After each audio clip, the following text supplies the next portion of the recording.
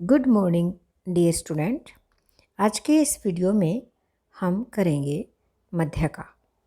संचयी आवर्ती श्रृंखला से मध्यका को कैसे ज्ञात किया जाता है।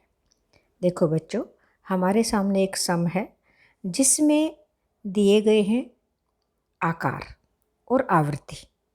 आकार यानी कि से कम। यहाँ पर आकार जो है से कम विधि के द्वारा है। से कम या से अधिक कोई भी हो सकता है, लेकिन यहाँ पर से कम है।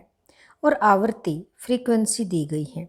से कम में क्या दिया गया? 5, 10, 15, 20, 25, 30, 35। और आवृत्तियाँ यानी कि फ्रीक्वेंसीज जो हैं 1, 3, 13, 17, 27, 36 और 38। बच्चों, इसका मतलब है कि से कम जो आकार है, जो साइज है, 5 से कम है कितने का? 1 का। और 10 से कम है 3 का। यानी कि देखो बच्चों, इसमें हमें क्या करना है, ये सम हमने कैसे सोल्व करना है ये आपने देखना है। सबसे पहले इस संचयी आवर्ती श्रृंखला को साधारण आवर्ती श्रृंखला में बदलेंगे। किस में बदलेंगे? साधारण आवर्ती श्रृंखला में। वो किस प्रकार से बदलेंगे? तो उसके लिए हमें क्या करना होगा, हमें यहाँ पर ये डाटा चेक करना पड़ेगा कि इनका जो डिफरेंस है, जो इनका जो अंतराल है वो कितना है। देखो, 5 के बाद 10, 10 के बाद 15, 15 के बाद 20 के बाद 20। तो देखो बच्चों, हमने देखा सभी में जो डिफरेंस है वो 5 का है। कितने का है? 5 का। यानी कि इंटरवल जो है, जो डिफरेंस है वो 5 का है। तो अब आप यहाँ पर देखेंगे कि इसको हम साधारण श्रृंखला में कैसे बदलेंगे। तो यहाँ पर आप देख रहे हैं कि हमने क्या किया, 0 से 5 ले लिया। 0 से 5 जो आकार है वो 1 है। 0 से 5 1 है। और 5 से 10 3 है। 5 और 10 के बीच का जो आकार है, जो साइज है, वो 3 है। और 10 से 15 प्रत्येक में हमने 5-5 का डिफरेंस करके हमने वर्ग बनाया। तो 0 से 5, 5 से 10 और 10 से 15। इसके सामने हमने ये लिख लिया जो भी आवृत्ति दी गई थी। और ये जो आवृत्ति दी गई थी ये संचयी आवृत्ति है, कम्युलेटिव फ्रीक्वेंसी है। तो अब हमें कैसे सम को सोल्व करना है, तो आप यहाँ देख रहे हैं बच्चों कि यहाँ पर हमने आकार लिया जो से कम दिखा रखा था, और हमने उसमें क्या किया, 5-5 का अंतर करके यहाँ पर हमने वर्ग बना दिया। 0 से 5, 5 से 10, 10 से 15, 15 से 20, 20 से 25, 25 से 30 और 30 से 35। अब आप यहाँ पर देख रहे हैं कि जो संचयी आवृत्ति है, 0 और 5 के बीच का जो साइज है वो उसकी 1 है संचयी आवर्ती। तो देखो बच्चों, 5 से कम 1 है और 5 और 10 के बीच में 3 है। 5 और 10 के बीच में कितना है? 3 है। और 10 और 15 के बीच में 13, 15 और 20 के बीच में 17, 20 और 25 के बीच में 27, 25 और 30 के बीच में 36 और 30 और 35 के बीच का जो साइज है उसकी संचयी आवर्ती 38 है। ये संचयी आवर्ती है, कम्युलेटिव फ्रीक्वेंसी है। अब हमने आवर्ती निकालनी है। वो कैसे निकालेंगे? देखो बच्चों, अभी तक तो हमने से कम था, जैसे 5 से कम 1 और 10 से कम 3। लेकिन इसको हमने आकार में अलग अलग से वर्ग में बदला। तो 10 से कम में 3 था, लेकिन देखो 0 और 5 के बीच में 1 भी तो आ गया। तो हम क्या करेंगे कि जो 5 और 10 के बीच में 3 जो है उसमें से 1 को घटा देंगे। 3 में से 1 घटा दिया तो 2 बच गया।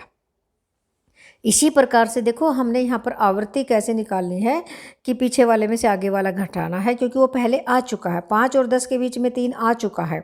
तो 10 और 15 के बीच में 13 था, और 13 में से हम 3 माइनस करेंगे जब हमारा नेट वैल्यू मिलेगी।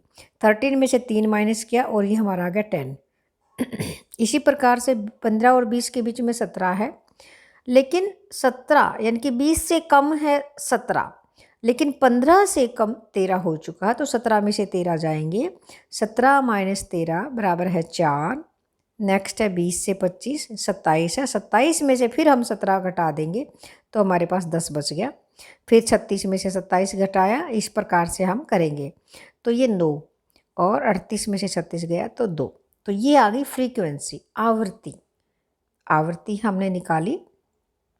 अब हमने देखो बच्चों, आवृत्ति जो है, एफ जो है, और अगर हम करते हैं सिग्मा एफ तो इसका मतलब होता है एन, एन नंबर। तो यहाँ पर हमने देखा ये सिग्मा एफ हमने किया, जो आवर्ती आई है, और उन टोटल जो जोड़ आया है वो इसका तो 38 है। एन का अर्थ है, यानी कि यहाँ पर एन जो है वो 38 है। अब आपने क्या देखना है कि 38 जब हम सोल्व करेंगे सम को, तो n/2 ये वाला आइटम हमें चाहिए। n/2 यानी कि 38 को जब हम 2 से डिवाइड करेंगे तो 19 आएगा। अब हमने 19 खोजना है। 19 कहाँ पर मिलेगा? देखो बच्चों, 17 में तो 19 है नहीं, और 27 में 19 शामिल है। तो हमने क्या करना कि इसके सामने हमने देखा ये क्या है, ये वर्ग है, 20 और 25 वाला वर्ग हम लेंगे, और इसके बिल्कुल सामने हमने फ्रीक्वेंसी ढूंढनी है, और वो क्या है, जैसे 27 - 17 बराबर है 10, ये है फ्रीक्वेंसी। अब हमने देखना इससे पहले वाली क्युमुलेटिव फ्रीक्वेंसीज है, वो है 17, इससे पहले वाली लाइन में आती है ये। तो अब आपको क्या करना है कि आप यहाँ पर देखेंगे एम यानी कि मीडियन निकालने का या मध्य का निकालने का सूत्र है साइज ऑफ n/2 वहाँ आइटम, यानी कि 38/2 19th आइटम जो 27वीं संचयी आवृत्ति में आती है। इसका वर्गांतर 20 और 25 है। अब हम इसका सूत्र देखेंगे बच्चों, मध्य का निकालने का सूत्र, और वो सूत्र क्या है, m = L1। देखो इसको बोलते L1 मतलब लोअर, और एक होता अपर, वो L2 होता है। तो जो वर्ग है ना, ये निचली सीमा और ऊपरी सीमा होती है वर्ग की। हमने यहाँ पर देखा ये 20 और 25। तो देखो बच्चों, L1 होता है निचली सीमा और L2 होता है ऊपरी सीमा। तो L1 क्या हुआ 20, और ऊपरी सीमा L2 है, वो है 25।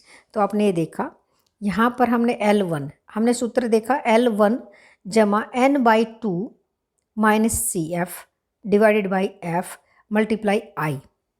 इंटरवल कितना डिफरेंस था सभी जो श्रृंखला जो सीरीज थी उसमें।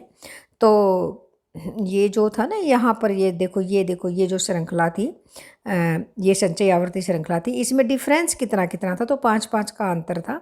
तो इसलिए ये I की जगह पर हम 5 लिखेंगे।